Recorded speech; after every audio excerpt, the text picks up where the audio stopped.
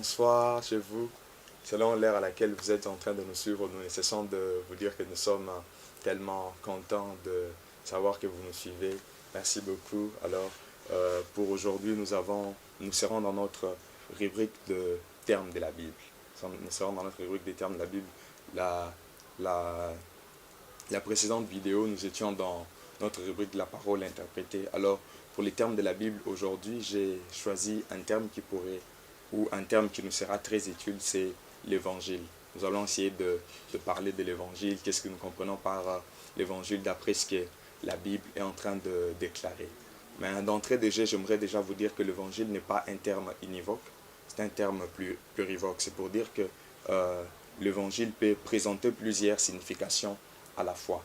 L'évangile peut présenter plusieurs significations à la fois. Primo, l'évangile peut être considéré déjà comme un livre de la Bible, mais qui parle d'un aspect particulier de la vie de Jésus. Donc, qui essaie un peu de parler de la vie de Jésus sur la terre, mais qui est centralisé sur un aspect un peu plus particulier. C'est ainsi que vous verrez, nous avons 4 évangiles dans le Nouveau Testament. Nous avons l'évangile selon Matthieu, Marc, Luc et Jean. Ça constitue le 4 évangiles. Alors, il nous faut aussi savoir que l'évangile vient d'un terme grec qui veut littéralement dire pour nous en français la bonne nouvelle. La bonne nouvelle, en fait, c'est ça l'origine de ces termes. Donc, ainsi, on peut définir l'évangile comme étant la bonne nouvelle du salut en Jésus-Christ pour le pécheur. Donc, l'évangile, c'est la bonne nouvelle du salut en Jésus-Christ pour le pécheur. Là, c'est d'une manière un peu plus simple que l'on peut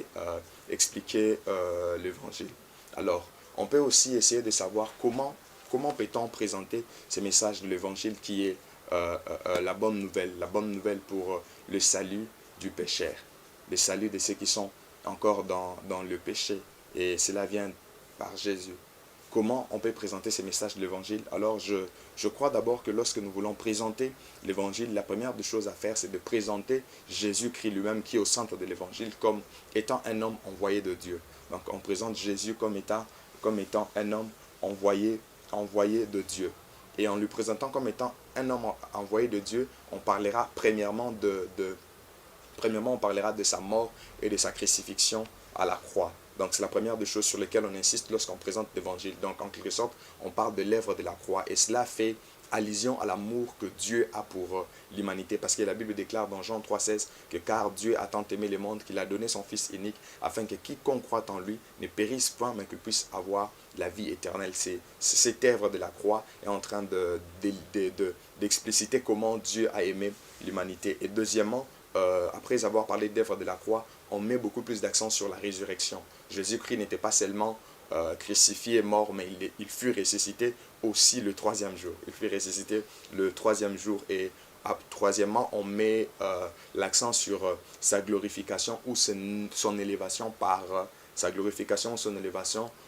Dieu le Père. Donc Dieu a fait de lui Seigneur. Voilà pourquoi même les apôtres pouvaient dire dans Actes chapitre 4 qu'il n'y a aucun autre nom qui nous a été donné dans le ciel, sur la terre, pour le salut des hommes en dehors du nom de Jésus. Pourquoi? Parce que c'est lui que Dieu a élevé comme Seigneur. Donc c'est par lui qu'on peut obtenir le salut.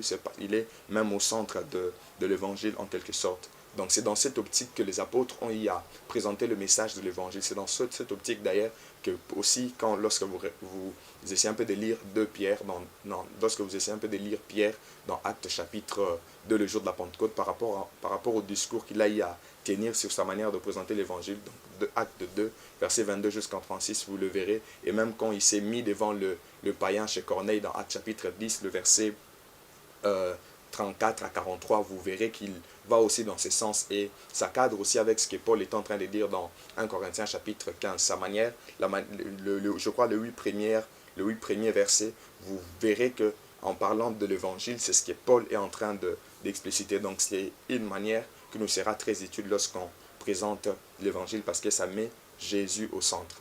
Et on peut encore rappeler que l'évangile est synonyme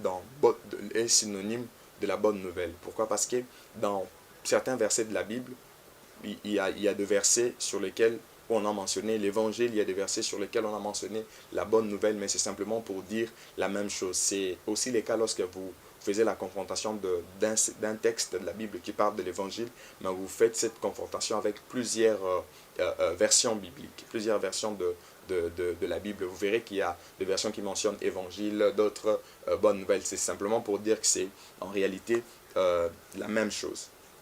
Mais en analysant un peu la Bible de manière un peu plus profonde, au-delà de 4 évangiles qui sont en train de décrire la vie de Jésus, nous nous sommes rendus compte qu'il y a 3 formes d'évangile. Donc je peux le dire comme ça, 3 formes d'évangile. Premièrement, nous avons ce qu'on appelle l'évangile de la grâce. L'évangile de la grâce, c'est ce que nous venons déjà d'expliquer de manière anticipative.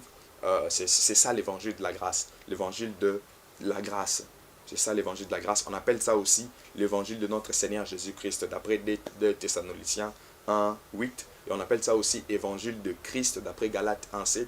Et encore l'évangile de Dieu, d'après 1 Thessaloniciens 2, verset 2. Et même 1 Timothée chapitre 1, verset 11. Donc là, Christ est au centre. C'est l'évangile de la grâce que nous venons déjà d'expliciter. Alors, deuxièmement, il y a ce qu'on appelle l'évangile du royaume, l'évangile du royaume. En fait, à quoi consiste l'évangile du royaume? L'évangile du royaume, c'est l'établissement d'un royaume politique et spirituel ayant comme chef Jésus-Christ. C'est ça l'établissement, l'évangile du royaume.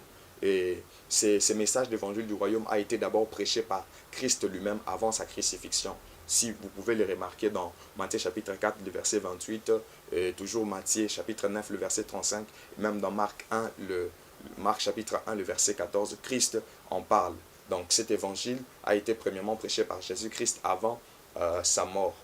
Et l'évangile du royaume sera aussi prêché après l'enlèvement de l'Église. L'évangile du royaume sera prêché après l'enlèvement de l'Église avant d'instaurer le millénium, c'est-à-dire pendant la période de la grande tribulation. C'est d'ailleurs ce qui est écrit dans Matthieu chapitre 24, le verset 14. Il est dit que cette bonne nouvelle du royaume, cette bonne nouvelle du royaume sera prêché, je paraphrase, sera prêché partout dans le monde pour servir des témoignages et ensuite la fin viendra. Donc ce qui est en train d'être dit là, ce n'est pas l'évangile que nous prêchons aujourd'hui, mais c'est l'évangile du royaume. Ça, c'est beaucoup plus lié à la période de la grande tribulation. Et troisième forme, si on peut le dire ainsi, nous avons ce qu'on appelle l'évangile éternel. En fait, l'évangile éternel, c'est le message de jugement. Oui, c'est le message de jugement. Et non seulement un message de jugement, mais aussi de bonnes nouvelles pour ceux qui seront sauvés pendant la grande tribulation. Donc, il correspond en réalité à l'évangile du royaume. Il correspond en réalité à l'évangile du royaume. Et c'est cet évangile éternel met l'accent sur l'objet de cet évangile, c'est Dieu créateur, celle digne d'honneur et celle digne d'hommage. Et vous pouvez voir l'évangile éternel dans Apocalypse chapitre 14, le verset 6 à 7, là, on essaie un peu de nous parler de ça. Alors, revenons un peu à l'évangile de la grâce. En fait, l'évangile de la grâce, c'est ces messages que nous apportons aujourd'hui dans cette dispensation, parce que nous sommes dans la dispensation du Saint-Esprit. Nous sommes dans la dispensation de la grâce avec le Saint-Esprit. Alors, nous prêchons l'évangile de la grâce en réalité, si on peut le dire ainsi. Donc, c'est un moyen par lequel Dieu justifie le croyant. Donc, quelqu'un qui croit à l'évangile, Dieu le justifie. Là, vous pouvez le voir dans Galates chapitre 3, le verset 8, Romains 1, 16 à 17. Donc, pour être justifié, bien aimé, il faut croire en l'évangile de Jésus-Christ. Mais ainsi, je viens vous exhorter, chers chrétiens, chers enfants de Dieu, vous tous qui êtes en train de nous suivre, nous sommes en train de vous exhorter de ne pas avoir honte de l'évangile. Pourquoi? Parce que c'est une puissance de Dieu pour le salut de quiconque croit. C'est une puissance de Dieu, nous ne devons pas avoir honte de l'évangile. Nous devons prêcher l'évangile de la grâce, parler de Jésus à tout le monde, de manière à ce que ces âmes soient gagnées, et ça sera une très bonne chose pour Dieu, et la gloire sera rendue à Dieu. Voilà pourquoi ma prière est que Dieu vous donne le courage d'annoncer la bonne nouvelle, que Dieu vous donne le courage d'annoncer l'évangile partout où vous serez, et soyez bénis au nom de Jésus-Christ.